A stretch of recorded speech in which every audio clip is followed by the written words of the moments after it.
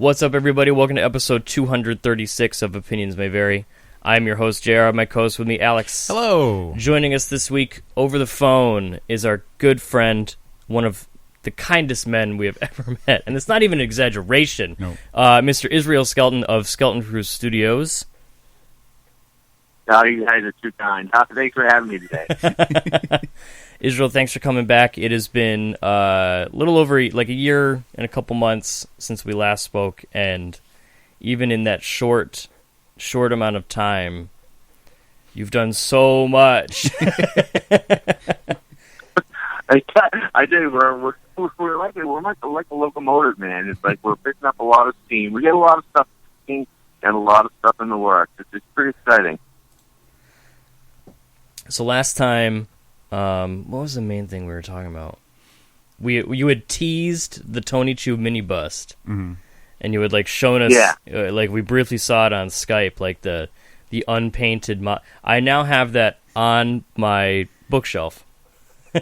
Like, what else is going on? And the keys. We talked the a lot about the keys, keys. the lock Next to your Poyo.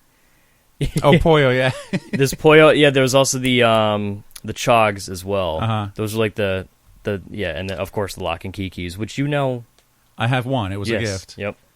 And I have a couple chogs, and they're on my shelf as well. And in Poyo, the stuffed Poyo is like one of my couch mates. It's like a couch cushion. I tell you, that stuff, Poyo, I just love how that came out. You know, that was, you know, working plush is kind of almost arduous. You know, it's one thing to work in clay and you know and other stuff because that's, you know, I speak three dimension, right? So like working with clay, I can like make tweaks or changes or whatever. Working with fabric is different. You know, it's like, oh well, pull in this seam, let this seam out, put another seam here, just to make the fabric contour the way you want it to. Yeah. You know, to kind of look, you know, to capture Rob's style, Rob's art as best you can in that medium. It's tougher than people think. And on top of that, it's like 10 different materials. Because you've got like some kind of fur to resemble the feathers, but then, you know, he's got a metal wing and a metal claw. Yeah, it was like I didn't want to like squeeze out on anything. You know, so that's kind of one of the things. You know, when you're a company our size, you know, and you're not working with Deadpool and Star Wars, and by really quite frankly by choice, because I mean, do we need any more Star Wars stuff out there? You know, sure, I guess we do. We need more Darth Vader shower heads, you know, but no. you know, there's just so much of stuff like that, you know, flooding the market. You know, that there's a lot of good books, a lot of really, really, really good books that don't get the merch treatment that, you know, there's stuff out there that I'd like to have that doesn't exist. So, you know, so let's make it. We can make it. Yeah. You know, that's it. So yeah, so kind of when you're dealing with, you know, something like, you know, Chua Poyo, you know, or, you know, a lock and key, it's all about doing the best work, you know, trying to hit everyone's lines, trying to really make that 2D image come look like it fell off the page, you know, and I have, just because of the nature of the property, just because they're technically indie books, you know, we're not going to sell 10,000 units, you know, like a Star Wars piece would. So, you know, trying to keep the price point down to like something that you see, you know, at like Target is just about impossible. So, but I won't compromise on quality. I won't. I just refuse, you know. Yeah. My name's on every piece. It's not like it's Pleasant Hill Studio, you know. It's my name, you know. Right. So, you know, that's it. That's kind of how I look at it, anyway. I had a question about the lock and key keys, because as like for a collector, that might be a completist trying to acquire all of them, because sometimes some are sold out, and sometimes you have to make more. There's like a second series. Because you want to keep like the first run to a limited series, so you end up doing like a different edition.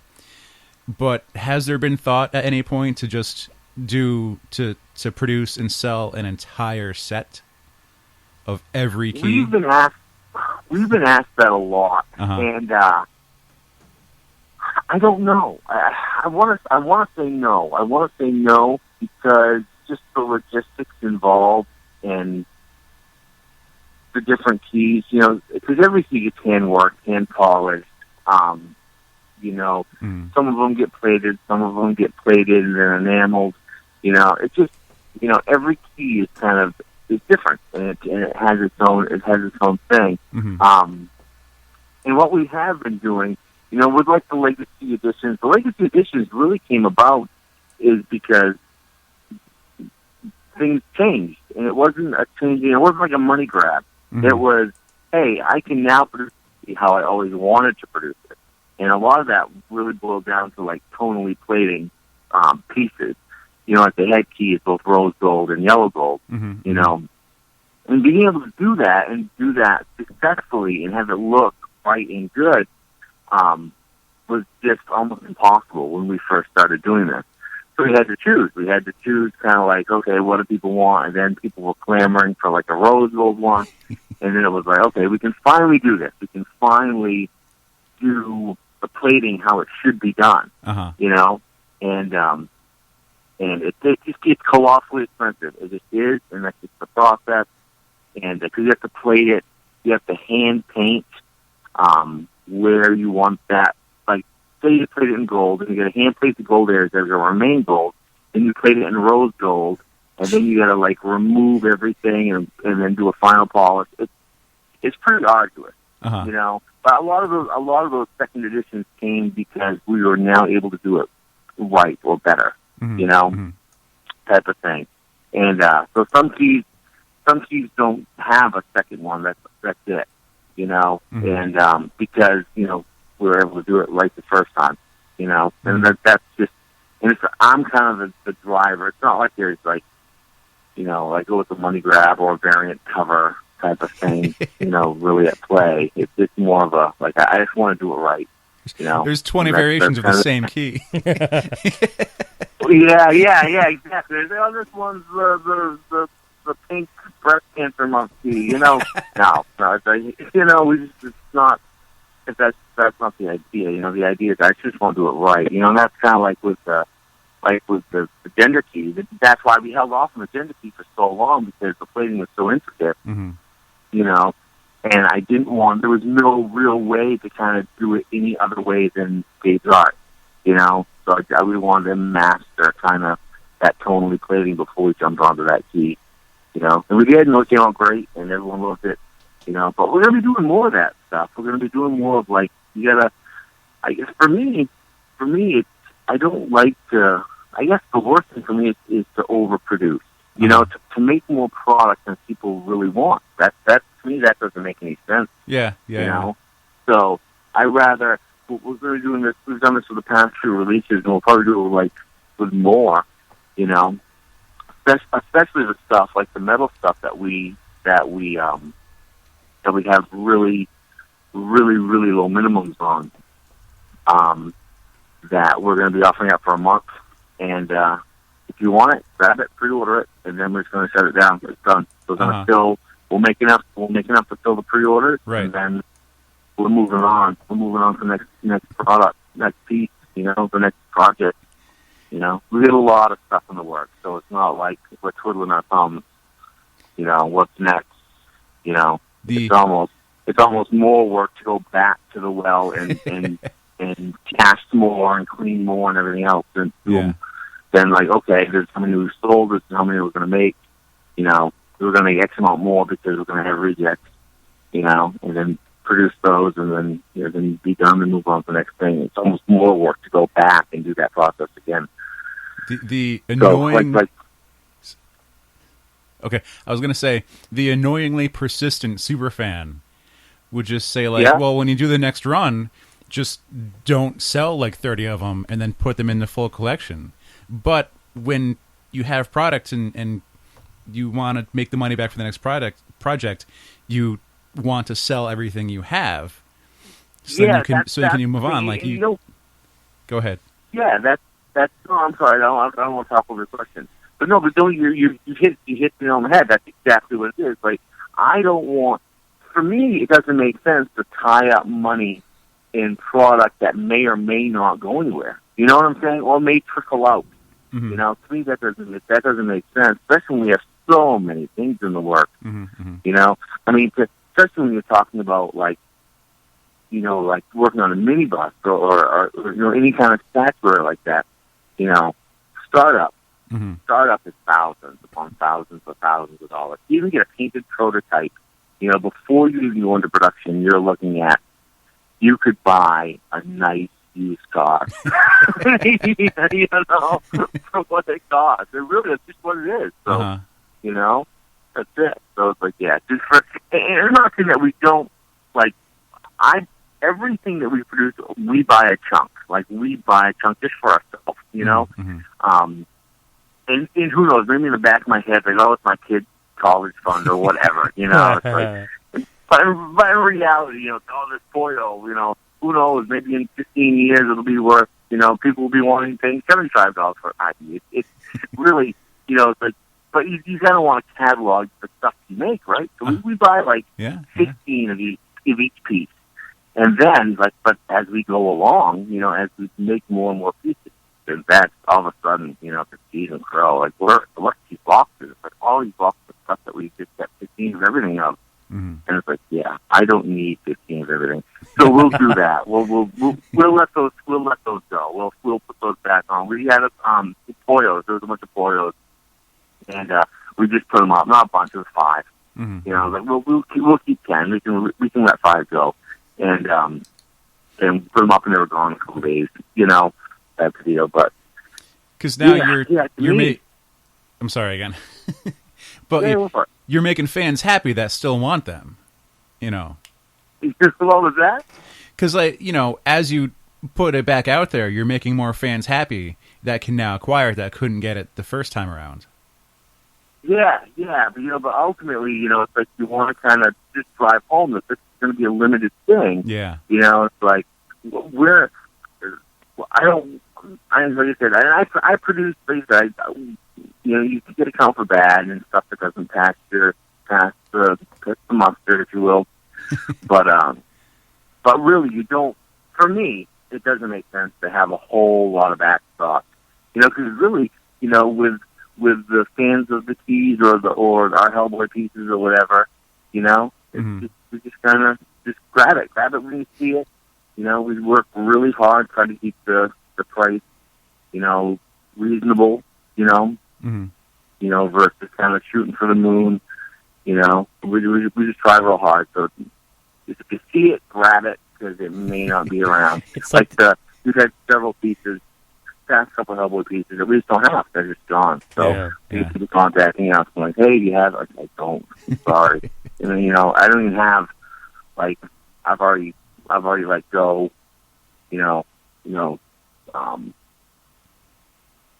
my collection, you know, the ones that I kind of buy, you know.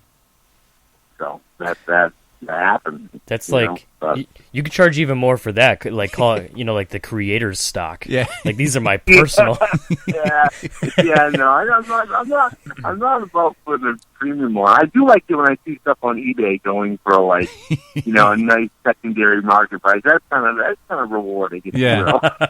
You know, it's like, you know, it's like, but you can't. You try to try to gauge, you know, like, because even when you're working with, like, because we don't work with any properties that I don't like, you know? You know what I'm saying? It's like, that's like a personal rule. It's like, if I don't dig it, then I'm not your guy, you know? Because there's someone out there who loves that property, you know, and is going to do a way better job. You know, I shouldn't say way better job. I mean, I'm not cavalier with anyone, you know. But if I don't really love the property, I'm just, you know, it's just not there. So, you know, that's kind of the thing, is like, we only work with, you know, stuff that I really, really dig. And you know, but, you know, some books, like, will say, you know, like, we'll just with all indie books, really. You know, the following just is a lot smaller than, say, like a Marvel book, you know, but it's like, and I'm not going to dog Marvel or DC, because there's some good stuff happening over there, but it's like, if you want a good, solid, like, holy crap story, buy an indie book. Any day of the week, buy an indie book. You know, read Black Hammer. That. I mean, 3 issues in, that story's great. You know, I mean, read. You know, I don't know. Lock and Key. I mean, you know, Lock and Key. Exactly. Well, I'll tell you, I did a con. No joke. I did a con I did Granite Con this past weekend, and I had a bunch of keys with me. Yeah. And you know, of course, they're shiny and they're pretty, and a lot of people stop by to look at the keys. And I'm going to tell you, 90% of the people had no idea what Lock and Key was. Blasphemy. Isn't that crazy? Isn't that crazy? Like, isn't that like a book that is just so darn good? You know, and all these people, I'm talking no joke, 100+ people hadn't heard of this book. You know, and I'm like, you got to check it out. That's all I can tell you.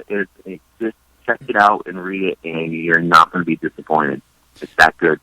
Last night, I had told a friend that we were going to have you on, and I was like, yeah, we're having on this guy, Israel Skelton, and he does Skelton Crew Studios, and my friend just hadn't heard of it, and I go, okay, have you seen the Lock and Key keys? Because this guy is also a comic geek.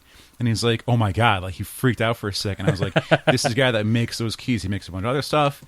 And his next question was, did he have anything to do with the pilot? Oh, the TV pilot? No, I didn't.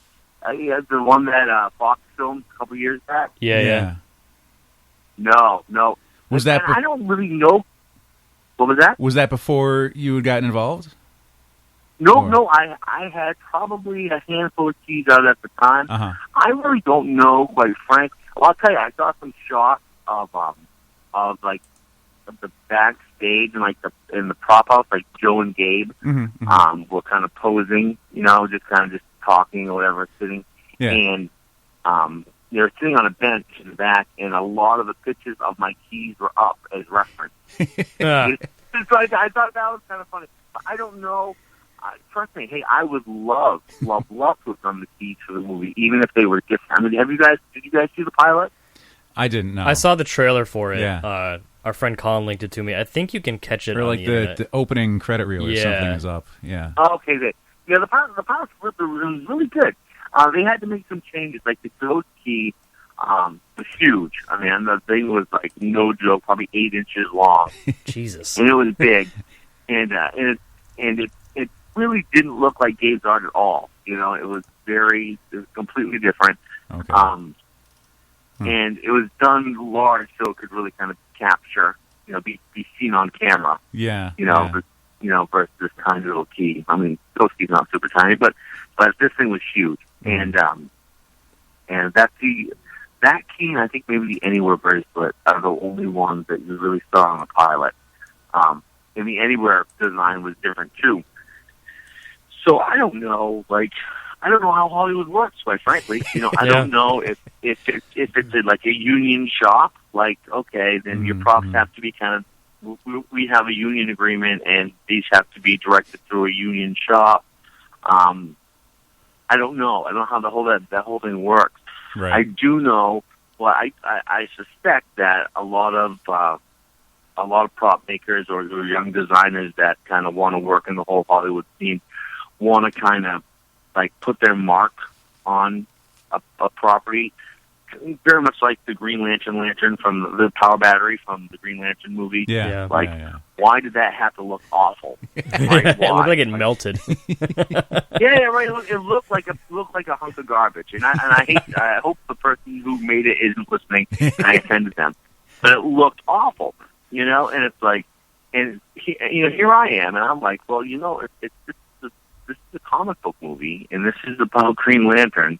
You know, I don't need to see his toes, number one, you know, but his power battery can look very similar to how it looks in the comic, you know, because it's Green Lantern, and it's a power battery, and this is all made up anyway, you know. So why do you have to take something that was really kind of just sleek and cool and make it look completely awful, you know? We have something iconic that's been the same for 60 years. Let's do something completely different.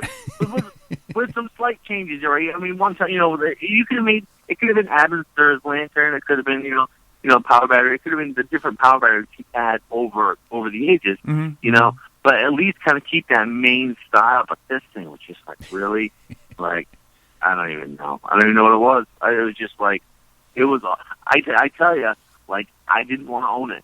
I'll tell you that. Like, it wasn't like something that, like, I want that on my shelf. I was like, yeah, no, that was completely awful. If someone got it for you as a gift, like, you take it out when they come to visit, but then you put it back in the closet when they leave. Yeah, or something, or whatever, or just, like, keep it in the basement and tell them my kids knocked it off the shelf and it broke or something. I don't know. I mean, but it didn't look aesthetically pleasing to me, Right. And especially, for someone who's a comic book fan, to me, there's really no need to kind of change it. That's the thing with comic book movies is like, they're comic book movie guys. It's like I don't know. I guess that's kind of where I come from. It's a comic movie. People. It doesn't need to be, so real that it's boring. A la Hawkeye's costume in Avengers. Like, really? Like, could you get any more boring? No, you couldn't. It was completely boring. Yeah. Like, I don't know. I mean, the guy can hit anything from like half a mile away with an arrow. The guy's awesome. And it's like you see him just kind of like, he looks like a SWAT team guy. But I don't know. Whatever. He has a vest. But that's just me. But coming up from a different point, it's like I'm not a writer, right? So right. a writer really doesn't, isn't immersed in the aesthetics of everything. They're just kind of like, they just want to make everything flow and everything, makes sense. And to me, I'm trapped in the aesthetics. It has to look right, type of deal. That's like Cyclops visor. It's like the guy's wearing a friggin' red visor. Does it have to be sleek and black? No, because it looks ridiculous because he's wearing a visor anyway. Yeah. There's a guy with a red visor over there. I don't know. One thing that was pretty neat. A couple months ago, I was just randomly scrolling Instagram, like just like as you do, and like the rabbit hole. Yeah, and a picture That's of. what I call it. When you look up and it's 2 hours later, and it's like, what have I just done for 2 hours? Nothing, absolutely nothing. I've just been looking at pictures. A picture of one of your keys popped up, and I was like, oh, hold it, like did Alex pick up a new key? And it was someone that I follow who, like, I follow them because I admire their work. It's like they work for a company that I really dig. They are transgender, and like the day after they had their top surgery, they were given a gift of the gender key, and I was like, holy shit! I know. Oh, that's awesome. I know the dude who made that. Like, and like, it's not. From what I gather, it seems like they knew Lock and Key, but it also, like, it wasn't just like, oh hey, it's the key from that comic I really like. It's like this key also means something really significant. That's like, cool. Yeah, that's like awesome. It was an enormous life change, I guess, if you want to say, and then to be given a gift like that, it looks like it was number 286 of 675, so it's a lower number. It was really neat to see that. It's like, because it was just you don't expect it, and when you do, it was just rad. And to be like, oh, I know the guy who made that, and I can verify that he's totally rad. Like, that's awesome. That's awesome. Yeah, no, I mean, it's like that's what makes Lock and Key kind of special. Is like really, like all the keys. Goes a lot of thought into kind of, what the keys do. And then Gabe has counted that with some wonderful designs. Oh yeah, they're amazing. So, yeah. I mean, but that's really kind of. I was talking with Rob yesterday of True, and just about the just about good books, right? You just because comics is symbiotic, right? That's how I've always looked at it. The best comics are you have a symbiotic relationship between the writer and the artist, and they play off and they work off one another. It's not the writer just kind of dictating, hey, do this and draw this and do whatever, dictating to the artist, and the artist is just like a hired gun, and that exists, on some books, but the best books, the really good books, everyone's involved, and it's a true creative team, and it shows, So, and Chew is right up there with Lock and Key as just strong, just wonderful, great, epic book. I agree. 58 came out yesterday. Yeah, it is, huh? I'm running to go pick up the latest issue right after we finish recording. Yeah, definitely. Because I'm a terrible fan because it came out yesterday. But well, no, we know not all of us can make it on Wednesday. That's how it is.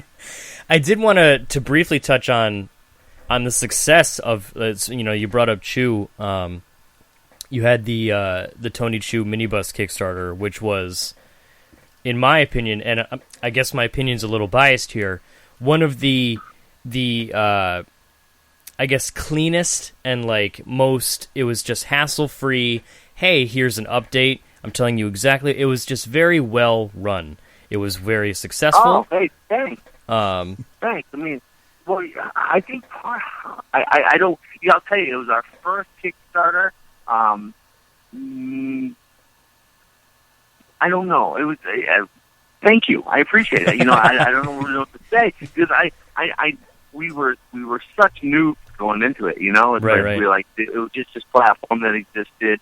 It was a good barometer, if you will, to kind of to see, who was really interested. Because I find I'm not a good barometer because I want to build stuff just because I want it, and I'm like.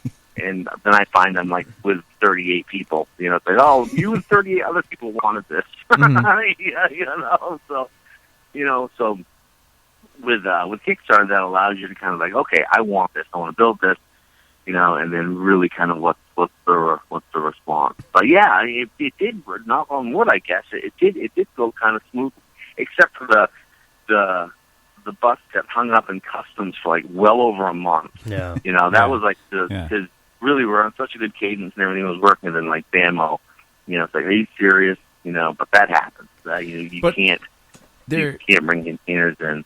There were still updates and information explaining what's going on. It's not like anyone was just left in the dark about it. Yeah. Oh yeah. I mean, I think that's I mean, we're pretty much an open book. If there's a hiccup about something, we're going to tell you. We're not going to be like, oh, no. I mean, that's kind of how I look at it. I mean, there's, it's not like we're, got government secrets that we can't divulge. So, we're working at Area 51. If there's a hiccup with customs, like I said, with that getting hung up, that's really beyond anyone's control. Mm-hmm. It's just what it is. So, and ultimately, what happened with that is that was traveling. Because there wasn't enough to fill a full container, that was traveling with other. It was in the container with other people's stuff. Uh-huh. That's right. You got to fill containers. That's just how it is. Yeah. And the other people's stuff got flagged for inspection, X-ray inspection, and then full inspection, and it stinks because between you and me because. And everyone listening, but when something gets held up in customs like that, mm-hmm. Not only do they charge you, X-ray fees, even though your stuff that you're bringing in toys, or statuary, and you got to pay X-ray fees, and then you got to pay all these storage fees while they take their sweet time getting through it to inspect it. So it's I have taken a month of storage fees. I felt foolish. It was that's are nonsense. Are you serious? It was crazy. But whatever. That's how it is. I got a container coming in a few weeks, and it's full. It's not getting hung up for anything. I don't care that someone's DVD player isn't going to hang out my container. No way. The best part. Yeah, that's all it was. Because obviously, as soon as I heard about it, I was like, yeah, okay, I'm in. Yep, that's whatever. It could cost $150. I'm going to buy it. I got, because you see a lot of Kickstarters, especially nowadays. Not a lot of them, but sometimes you get really pumped for a Kickstarter. You hear about one coming up, mm-hmm. and then you go check it out, and it's I don't have the money for that. Yeah, and it's you get this one thing, mm-hmm. and it's X dollars, and there you go. And it's just I can't. I would love to, but I can't make that work. At some point, justifying the purchase becomes a problem. Whereas on the Tony Chu mini bust, I did the pledge for, it was $74. And like, before you're like, wow, $74 for a mini bust. Okay. I got the mini bust. Mm-hmm. I also, which is signed, it's like hand numbered. I can't remember the amount of busts that were made. It was 450. Something like that. I got the Kickstarter exclusive beat colored Chog. So that I also got a plush Chog. Uh-huh. I also got the signed postcard from the observatory. Which is like a legitimate postcard. I could send it if I wanted to. You completely follow the stamp on that. That's signed by both John Layman and Rob Guillory.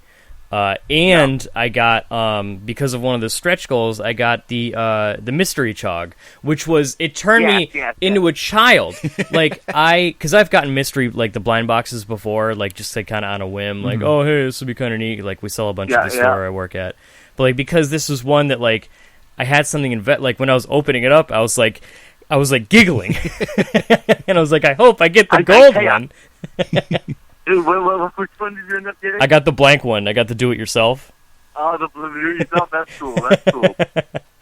Yeah, I tell you, that was, that's funny. The blind box Chog, we had kind of poked it in the works for a long time. Not in the works, but just kind of like, all right, how are we going to roll this out? And then it was like, when we were doing the Kickstarter, it was like, we can kind of, if we hit this, we can kind of tack this on and kind of make this happen, So that's what we're able to do, and people love the mini Chugs. It was great. We actually, our second assortment is coming soon, I mean, it's already out there, but it's coming to us soon to kind of ship out to everybody, And those, and it's just so fun playing with the designs of those. We have a flocked one that, that looks like Moss Man, from He-Man. It's awesome. It's seriously, it's probably one of my favorites. It looks like a little like Chia Chog, like Topiary Chog. It looks hysterical. But yeah, so it is. They're a lot of fun. But yeah, it's like you kind of. Here's the thing, right? So, and I'm just gonna come out and say it. When you produce something and you go through, a distributor, like one of your classic comic distributors, they require such a heavy discount that it makes it difficult. It makes it difficult to kind of like, okay, how can I, because you can't sell these at cost. You have to make a little bit of money because you have to fund the next thing, right? Yeah. You have to make the next project. Right. So with Kickstarter, that took that out. That took that kind of that out of the equation, and you can kind of here's what it is. Here's we're not making a crap ton of money, but we're making a little bit of money. And that's going to go to fund our next project or whatever. That's kind of the deal. But yeah, it was awesome though. The Kickstarter response was great. I don't know if we do another Kickstarter. Maybe not. Yeah. I don't know. I mean, I think with something like Tony, where Tony was a lot bigger than say Poyo, and he just had this higher cost. Savoy is going to be like that too. Savoy is big. He's big. He's a big sculpt. He's a big bust. He's big. Me and Jared are both really happy to hear this. Well, he's just big. I mean, he's big anyway, right? Yeah. I'm so excited for that bust. I was actually going to ask if you were planning to do a Kickstarter for it. No, we're not doing a Kickstarter. We're going to do pretty much how I don't want to say 1 month and done, but you're gonna do it for a month. Mm-hmm. The first X amount of people who order are gonna get something really kind of cool and a little extra. I can't divulge that just yet. I want to reserve mine now. I call dibs. But but he's big. He's big. I mean, he's almost 8 inches tall. You know how girthy he is. You know, he's big. You know, so but I'm a scale junkie. That's one of my things where it's like I hate, you know, where it's like you see a Batman statue and then, you know, next to a Green Lantern statue and they're not in scale with one another. Yeah. That irritates me. That irritates me to no end.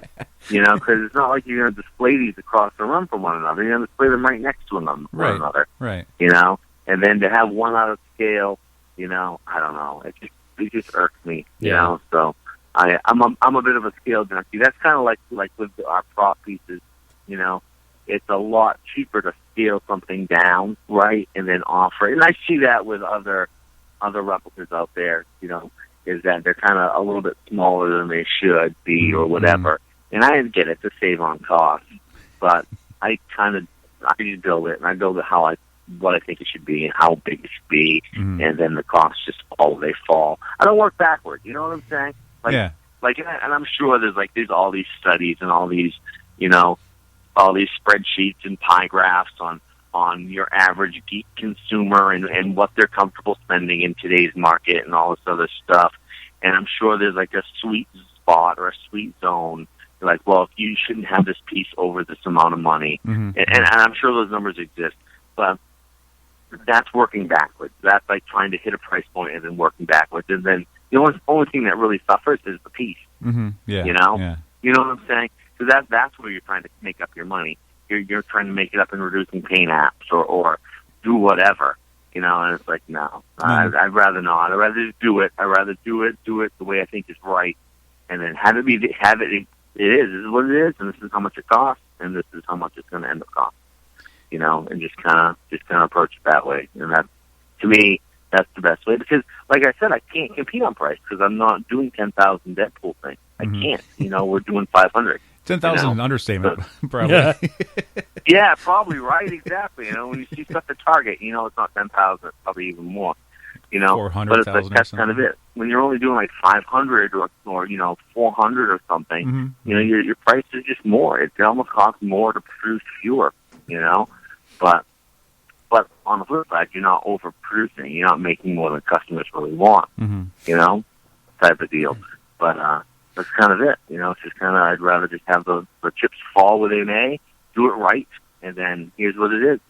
You know, when that to me that's the best way.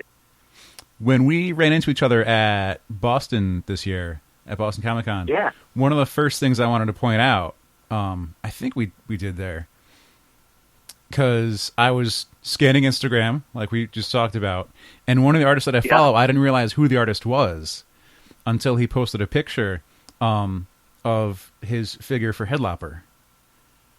And I sent that to JR, and I was like, look, because when issue number 1 came out, JR pitched it on an episode because he was such a fan of it, and it was one that he picked up on a whim. And I was like, yo, they're going to make a figure out of your book. And then I was like, and then it's like, no way, Skelton's doing it? That's great. Oh, thanks, guys. I appreciate it. Yeah, it's Andrew's awesome. We love Headlopper, you know. So it's like it's just kind of one of those things where it's like it all works. It all works. And you know, Andrew had said there was a nice comment in the press release about, you know, he loves working with us because we care about getting it right and working with the artist, and we do, and that's kind of the thing, right? So you can't every piece that we do, like, because we're here's the thing, like when you're working on like a Spider-Man piece or whatever. Like, a lot of companies have licensing agents, right? So they have a whole department just for licensing. So you're kind of going through that licensing person with tweaks, you know. And I'm not saying they're not relaying those back to different artists, you know. And obviously Spider-Man is different because there's X amount of decades of history and 1,000 different people have drawn Spider-Man, you know. Generally, the book that we work with is only one artist. There's one artist, and you know, you're trying to hit that artist line, you know. But with us, we work directly with the artist. We work directly with the artist and the writer on every project, on every aspect. You know, if we tweak, you change, you tell us, you know, what you want to, you know, do. You know, if you want to change the colors, you know, on this, and then we change the colors. You know, so it's a really good working relationship. Mm-hmm. You know, and there's no ego. You know what I'm saying? There's no like, well, you know, I'm an artist. You know, blah blah blah. Myself, you know, whatever. Come on, really? You know, it's like no. It's all about making it right and hitting the line. You know, there's no ego over here. You know what I'm saying? That's kind of how I look at it. Mm-hmm. You know, just you know, because you know what we do is we go from 2D to 3D, and when you have stylized art, you know, like Mike or Andrew's, you know, like, and you're interpreting, you know, a shape based on a shadow. Yeah. You know, really, because that's kind of what you're working with. You know, and you interpret it wrong. You know, that happens. That completely happens. You know, and it's like, and I don't think anyone feels that they can't say that, like, hey, you know, that shoulder looks wrong, so we change it. Mm-hmm. No, say it, we'll change it. You know, that's it. I wouldn't know where to start. That's it. Go from 2D to 3D? Yeah, it's just, it's a matter, you know, because the artist can draw it, you know, 1,000 ways and give us the character turn or whatever, but then having to turn that into, you know, a 3D thing that's going to be physical, so that then you could rotate it yourself. Like, I have no idea. Brains just don't work that way. Well, you know, it was so funny. Like, I remember reading out. This was early on. It was the Hellboy Ghost crossover, and I was reading like the back notes to the to that piece, and Mike was like, "You shouldn't have to draw the palm of the right-handed Doom. I never have. I don't even know what it looks like." You know. Oh, by the way, you know, that's the thing. Mike, he's on a first-name basis. Mike Mignola. the creator of Hellboy. Hey, Mike, yeah. Yeah. Well, I mean, Mike is awesome. You know, I mean, he's so awesome to work with. I mean, everyone is. Everyone's awesome. Everyone is just so super genuine and great. Mm-hmm. You know, but it was just funny. Like, you know, because you can like the right-handed dude is generally always clenched and punching some monster in the head, right? Yeah. You know, that's kind of it. You know, so it's like, you know, but as a sculptor, you kind of need to know, you know, what that palm looks like. Like, how does it look like? You know, what's it look like? You know, so it's just kind of crazy. Like, when you're an artist, you don't have to, you know, or you don't have to address it. I'm not saying don't think about it. You don't have to address it. Right. You know, you're like, I don't know what's under Headlopper's kilt. I don't have to worry about it. You know, that's the deal. I do. You know, so that's the thing. So yeah, it's always fun. It's always fun. But yeah, the Headlopper sculpt is nearing completion now. So it'll be a cool big vinyl. It'll be about 9 inches tall. You're killing my wallet, Israel. You're killing it because it's. Sorry, man. I'm sorry. We got a lot of stuff. We got awesome M Cypress for buff coming up from Revival. I love that book. I was about to ask. So one of the funny. What was that? I was about to ask about Revival, because one of the funny things, one of the points we ran into each other twice at the convention. That's right. Exactly. And one was just in passing, and then the other one was at the Seeley's booth, because I just finally bought something from Tim Seeley, and then I had a couple issues of Hack Slash that Steve Seeley had done.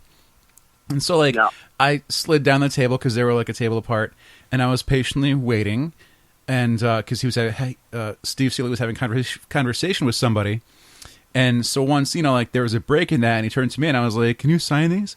And then I turned to be like, hey, I'm sorry to interrupt the conversation, and it was Israel! Like, hey! So, like, at no point did I question why you were there hanging out and talking to Tim Seeley and Steve Seeley, and now I realize it was something with Rival. Yeah, it was funny. It was really, Boston hit it. Well, it didn't hit it crazy. I hit it when it always hits the past couple of years. But I just couldn't get down there for the weekend. I couldn't do the show. But so I just kind of went on Friday just to go hang out. Mm-hmm. It was hotter than Hades. I tell you, it was brutal that day. Yeah. Brutal. And but yeah, so I was. We had been talking to Mike and Tim about doing an M-bus, and it was already kind of in motion, and but it was get down there, a chance to talk to those guys, and hit Rafa and talk with Rafa about the Huck Bus that we're doing. Oh yeah, with Millar. I forgot about that one. Another solid book. It's like, so we got that in the works right now too, and we got a few more other things kind of in the works. So it's an exciting time, man. I'm not joking. It's really exciting, and like every day is like something cool and new. It's just really amazing. It's a really kind of crazy time. When I emailed you to see if you were available today, because between my schedule and Jared's schedule, like, let's hope, because we can only do Thursday this week. Yep. And the reply was, well, I have like a photo shoot for 3 of the products, and then we're doing this, and I have some other stuff. And so now I'm like kind of curious, like, what are you taking pictures of? Like, what's... Well, one of the things I'm taking pictures of is our upcoming Harlequin key. That's coming up very, very soon. So I wanted to get some good shots of that. Are awesome. I don't know if you've seen them online. Maybe you've teased just a couple of photos on Twitter. But our char hat's coming up. Yes. What was that? I saw a couple of the pictures, like of because there's different colors of them, right? Yeah, there's gonna be 2 colors, pink and blue. Yeah. Yeah, so we get those coming up, so I have to do a picture for those. Those just look freaking hysterical. It's like, oh yeah, it's and like they look great. And practical, because they look really warm. Oh, dude, they are, I'm serious. And I was, like the way the ear flaps come down, I was able to put, like, little eyelets in either little ear, like right above the pom-pom, so you can thread the other pom-pom through and like cinch it tight, Yeah, there are a couple like, I can kind of make this kind of extra cool, Yeah. But, dude, they're really, really warm. We're supposed to get a brutal winter, so I'm going to be selling out of dog hats, I'm guessing. And you're based out of Maine, too, which is notorious for being... Actually, last year, I don't know if anyone got dumped on. We had a really, really light winter, in the scheme of things. Mm-hmm. But the year prior, geez, everyone talked about Boston. And everyone was talking about Boston because Boston can't handle it. Right? Boston couldn't handle the amount of snow they got. They just don't have the infrastructure. Ran out of places to put it. We got hammered, too. We just had the infrastructure, so no one was bitching about it. That's really... that's just what it is. We plan on getting dumped on. That's how it is. That's Maine. But I had 8-foot banks. Yeah, that's Maine, right? Yeah. That's it. But I had 8-foot banks. We had 8-foot banks easy. Snow. Lord. Jeez, it's so much snow. It's tough to talk about a chog and like compliment it without insulting it, because I think when Jared got to compliment a chog without insulting it, because when Jared got his first chog figure, I think the term was adorably grotesque or something like that. Like, they're cute, but they're gross. And I can only imagine. I haven't seen the hat, but like, it would probably be both cute and ugly. And but the cute ugly stuff is currently in a trend where it's really popular. Oh yeah, exactly. I tell you, they are. There are the whole, every little creature, like every little hybrid that Rob and John dream up is like.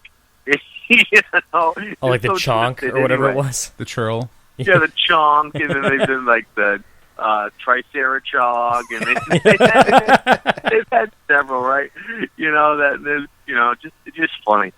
But yeah, the chog is all. I love how the mini chogs came out. I love, I do. It's just it's such a fun little. I think every book should have this little kind of background, thing, right? It's kind of like a little background kind of creature or thing, and that's what the chog is. The chog, it has, is throughout the story in different ways, just kind of always there, so it's a lot of fun. and stuff on. But Chew is fun anyway. The whole book is great. But yeah, so we have the Chew hat. I'm doing I'm a Homemade Bell. A Homemade Bell from Hellboy. Mm-hmm. Doing a photo shoot of that. That piece has been in the works for a long time, and I'm really super proud of it. I'm super, super proud of it. I'm proud of everything we do. Like I said, that's kind of what it is when your name is on every piece. But but this piece is heavy. It's heavy. It rings. It has, but just the whole, how it's constructed. It's not like I'm a bell manufacturer. So it's right. not like oh well, this is easy. This is how you make a bell. Type of thing. Just how like where everything matters with a bell, like where the clapper hits the wall of the bell. Like there's so many things that make a bell and make it work. So there's a lot of stuff that people don't even think of. You know what I'm saying? When they're, when they pick up a piece, they don't know, like, oh, look, no, it's just so cool. They don't realize all the steps and all the stuff that had to go in to make it happen. But it was one of those things where it's like, okay, you do all your upfront research, like, okay, how's this going to go together? How's this going to cast? How's this going to, all the things that how are we going to do this? To make it really cool and authentic, and that's it. That's what you want to do. You just don't want to cheese out. You want to make it as right as possible. I think that's it. I want to make it real. That's kind of what it is. Mm-hmm. Obviously Chew's a little bit different. As far as even the products we produce in something like Hellboy or Mouse Guy, or Lock and Key, where you're doing replicas and you really kind of, like Devil and Shield we did for Hellboy, I guess it was earlier this year, but like is a little wooden shield, but all the little slats are all individual, and they were all assembled just like a regular round wooden shield would be. Yeah. The back slats are separate. The leather straps are hand pinned, with, it's just because you want it to be cool, because you want the kind of people to pick it up like, oh my God, this isn't just a piece, this isn't cast resin, it's not just some chunk of resin. Yeah, this isn't cast resin. This is really wood, and this is like, oh my God, and they assembled every slat individually, and there's leather straps, and they're pinned with little brass nails, like, oh my word, the amount of detail in this is pretty insane. And that's kind of what I want. I want to blow people's socks off every time, so that's kind of it, but yes, I think that's pretty much, and maybe there's a couple other pieces that we got in the photo shoot, but it'll be good. It's pretty amazing seeing it, like, when I think back to the last time you were on, because, like, the Lock and Key keys were kind of like a passion thing. Like, it was like, I really dig this book, and I think I could make those. And then it kind of blew up from there, if I recall correctly. To going from that to now I'm creating pieces for, like, half a dozen of the major indie books. I mean, like, just... Did you ever see that coming? Was that something that was, like, on the agenda? Like, I'm going to do that, or was it like just kind of riding the coaster?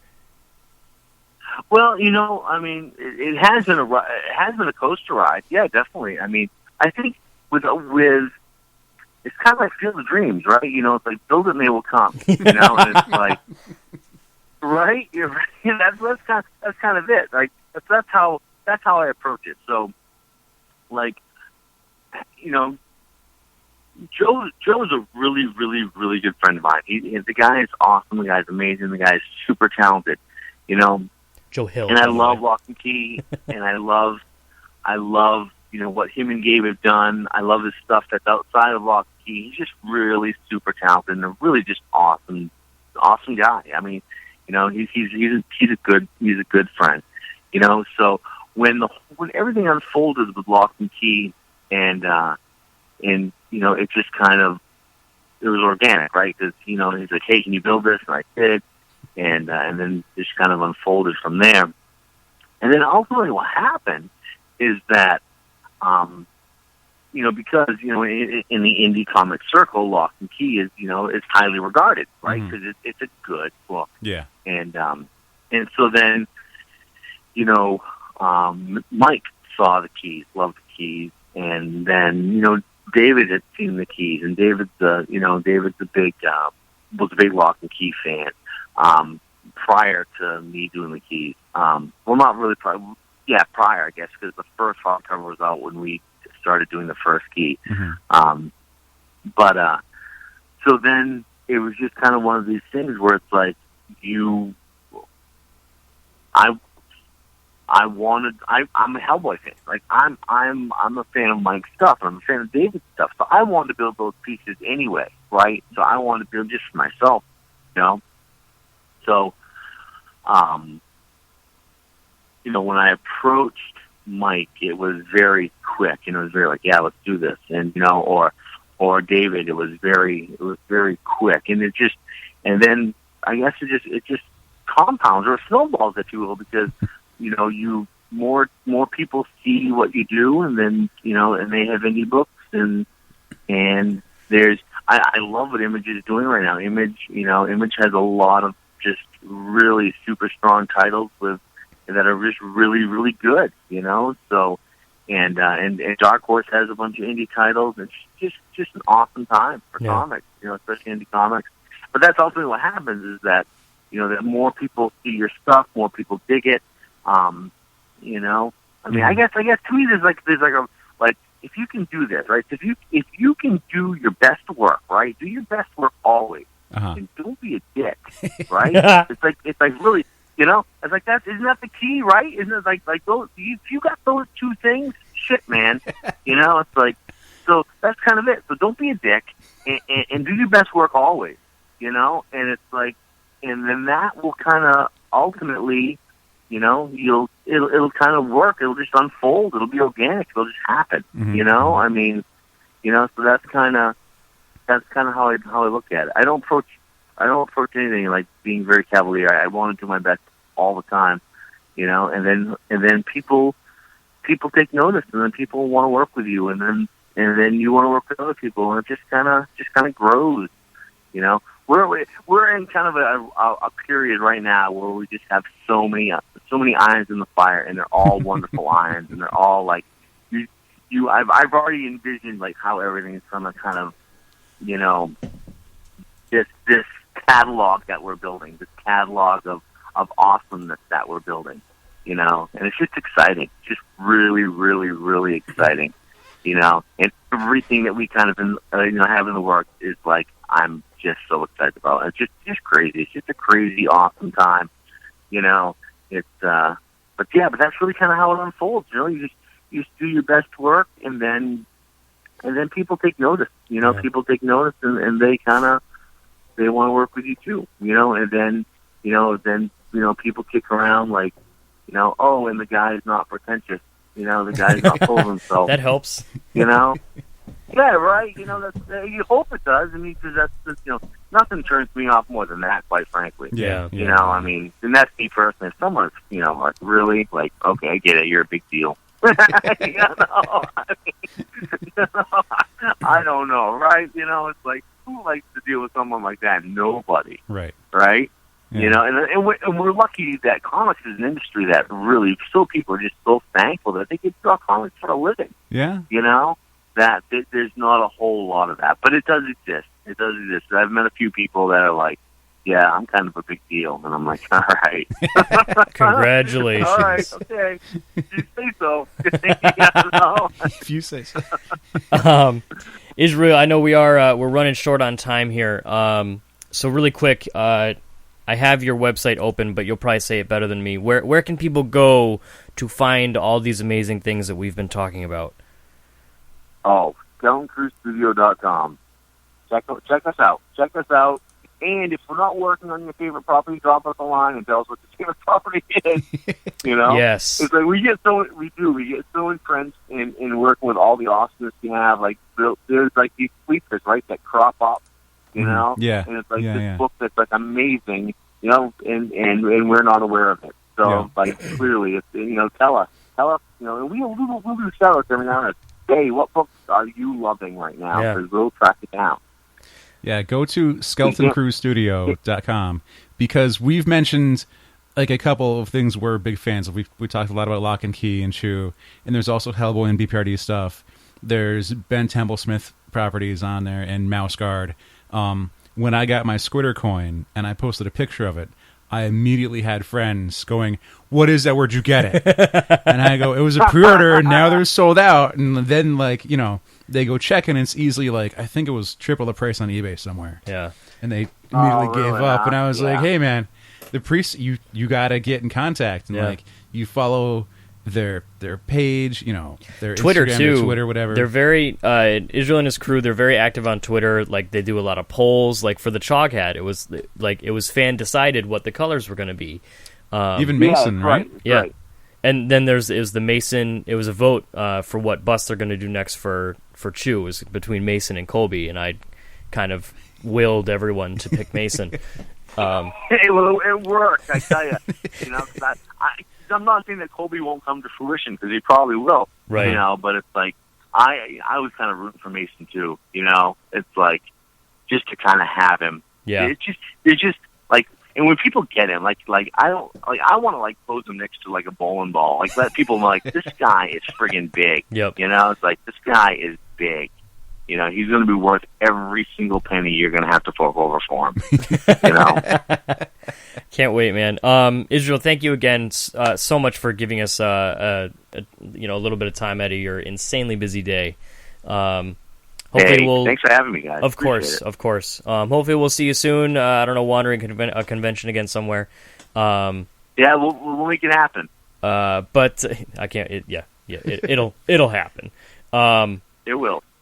So yeah, that's gonna do it for this week. Thanks again to Israel and all the crew for making amazing shit. So until next week, I am JR. I'm Alex. And I'm Israel. And this has been episode 236 of Opinions May Vary.